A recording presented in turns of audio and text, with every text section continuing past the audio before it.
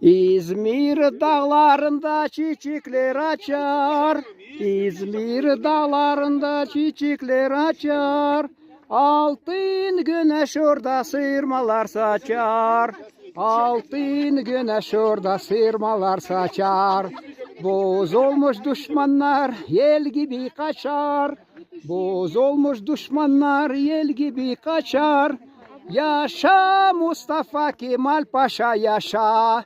Adın yazılacak mücevher taşa. Yaşa Mustafa Kemal Paşa yaşa. Adın yazılacak mücevher taşa. İzmir dağlarında oturdum kaldım.